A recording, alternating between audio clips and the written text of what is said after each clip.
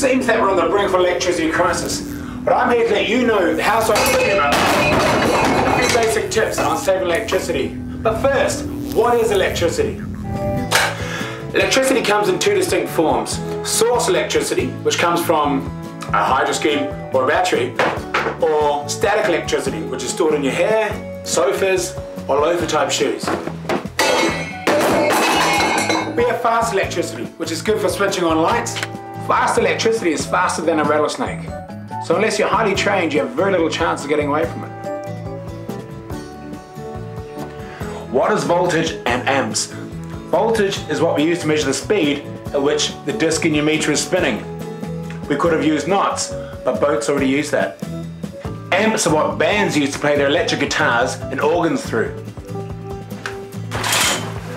When it comes to electricity usage, hot water is a killer. Later in the show we're going to show you how you can cut some of that back.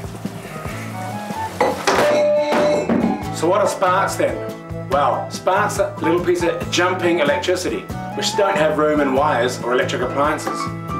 If you see sparks, you should shut all the windows and doors and roll up into the carpet.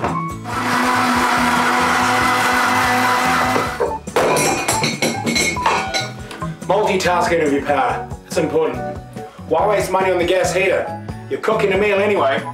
Keep the oven door open and whack everything up a bit higher. It's electricity multitasking. How about those electric blankets, eh? No. Seeing as I'm running the oven all day anyway, I just pop my sheets and pillowcases down here in the warming drawer. Keeps them nice and cozy. So there's lots of things you can do to save power. I could brush my teeth with cold water instead of hot, or I could just use the toothbrush manually instead of using electricity. But if you really want to save power, you've got to do what I've done, and that's set up your own household electricity grid. You can run all your appliances off the one socket. That's what we're doing. We're running at least 10, 12, 16, 17 appliances here, all off the grid. Essentially, we're saving about 16 times the amount of power. That's got to count for something. But if you really want to save power, just run it from your neighbours.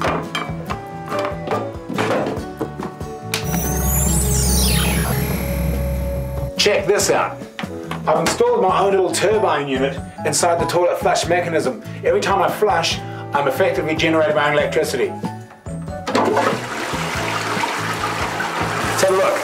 We've just created enough electricity to run that little light in the fridge for around 10 seconds.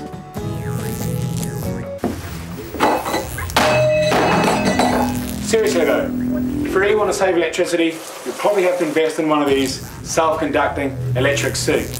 They're very high tech and quite expensive.